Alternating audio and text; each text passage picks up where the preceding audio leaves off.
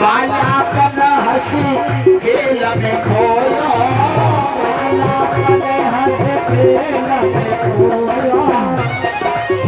बचपन हमने माँ बाप की गोद में निकाल दिया। उसके बाद बालापन हंसी खेल में खोया,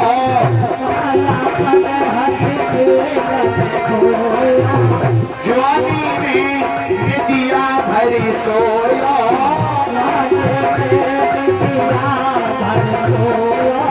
जवानी में हमने पत्नी बच्चों से स्नेह किया, प्रेम किया, फिर तूने खूब कमायो दामो बुढ़ापो मेरी आवे वो, अब जवानी में सजले रामो बुढ़ापो मेरी आवे वो।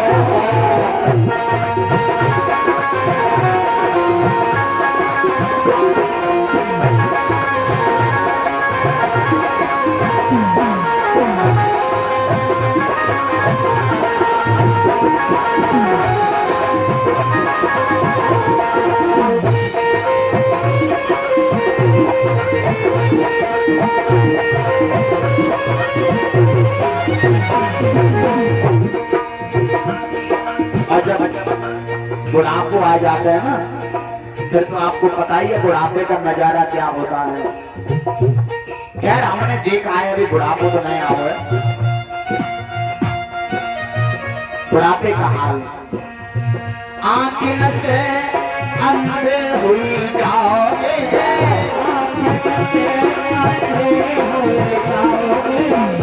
ये दोनों गलत फीस हो जाए, दोनों गलत फीस हो जाए, फिर तो जीवना है कि जामे पल फूट करवाए लो सोना है। जहां तक कि होंडलू खराब हो जाता मेरे को, बुढ़ापे का हाल बता रहे हैं। आंख से अंधे हुई जाओगे,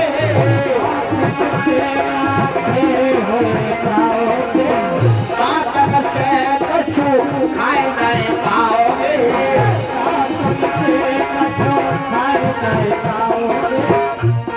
आंख से अंधे हो जाओ और दांत इतने चालाक होते बुढ़ापे पे एक एक करके निकल जाए धीरे धीरे, एक तो बाद में आए, दांत बाद में आते हैं और सबसे पहले निकल लेता है, सब तन की खाल सूख जाए। बुढ़ापे का हाल ही ऐसा होता है, तेरे तन की सूखे खाल। देखो लला प्रमोद जब फेल लेवल का काम की है, बुढ़ापे का तो सही बता रहे, बूढ़े मतलब कल ही बरात रहो। अरे तेरे तन की सूखे खाल, बुढ़ापो मेरी आगे लो, अब जवानी में बजले रामो।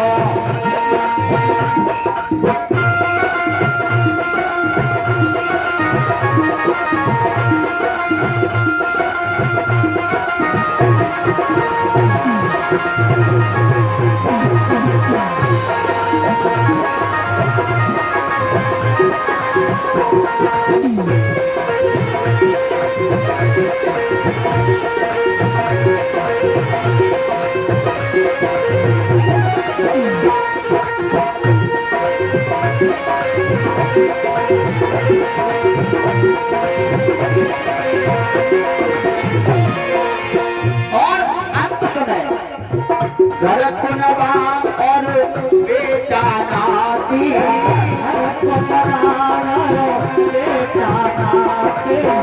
आगे जीवन में नए साथी,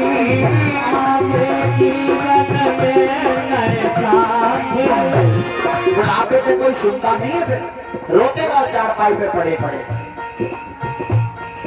ये हाल है।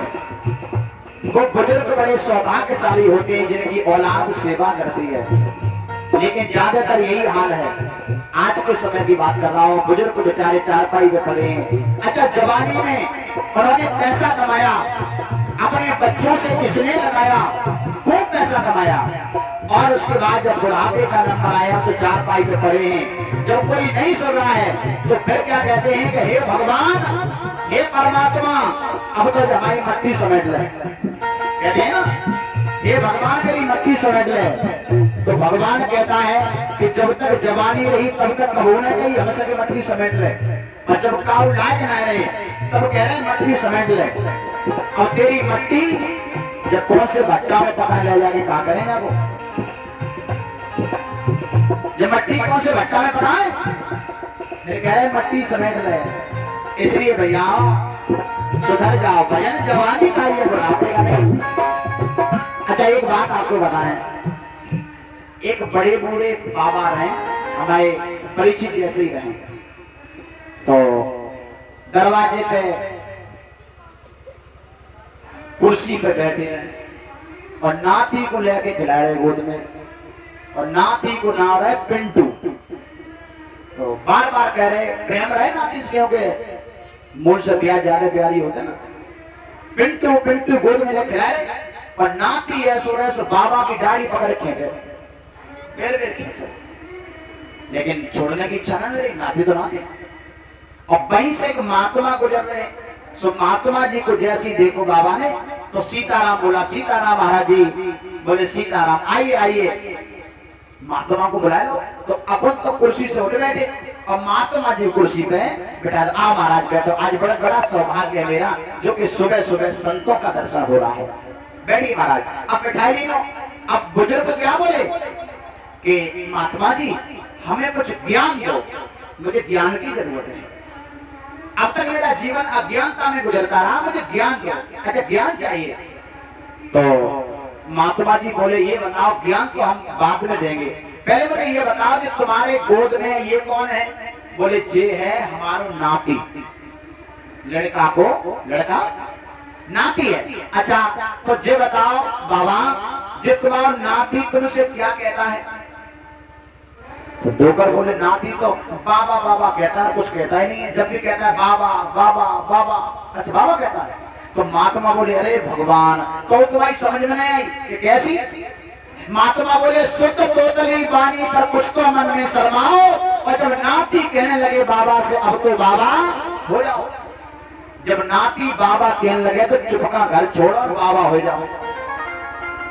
लेकिन डोकर बहुत तेज रहे, बुजुर्ग बोले बाबा जी तुम बात तो सही कह रहे, जो हमारा नाती तो कह रहे हो कि बाबा हो जाओ, और मेरा भी मन करता है कि मैं बाबा हो जाऊं, लेकिन बड़ी समस्या है सामने। कि क्या समस्या है कि जे हमारा बेटा को बेटा तो कह रहा हो बाबा, लेकिन जब हमारी बिटिया को लला मेरी गोद में आते हैं ना तो वो कहता है नाना नाना बाबा मत हो जाना।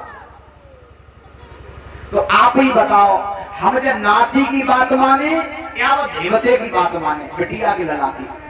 हमारे तो बिटिया को लला जाते पड़ो है, तासे हम अपने देवते की बात माने चल रहे, वो कह रहा नाना बाबा मत हो जाना, इसलिए बाबा ना हो रहे। तो महात्मा बोले फिर का मरो कैसे मरो, फिर क्या कह रहे ज्ञान दो, फिर क्यों कह रहे ज्ञान दो। जब तक हमारे अंदर मोह ममता बैठी रहेगी घर के प्रति, परिवार के प्रति, तब तक ज्ञान लेने से भी कोई फायदा नहीं।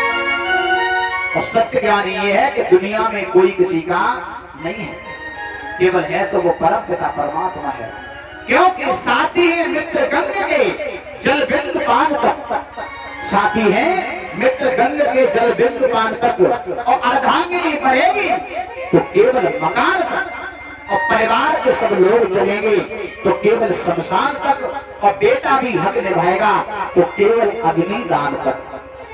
फिर उसके बाद कोई साथ जाता है, कोई साथ नहीं जाता है। तो हम किसे कहें कि अपना ये अपना है, कोई अपना नहीं है। किसे अपना कहा जाए सभी दिल तोड़ जाते हैं और सजा के दुनिया की महफिल को और अकेला छोड़ आते हैं शमशान में। कोई पूछने वाला नहीं है पिताजी तुम्हें खाना मिला है या नहीं मिला है, तुम्हारे कपड़े पुराने तो नहीं हो गए, कोई पूछने वाला नहीं है। इसलिए कि संसार जो है मतलब का है, जब तक जेब में पैसा होता है, शरीर में ताकत होती है, तब तक ये अपने हैं, उसके बाद अपना कोई नहीं है।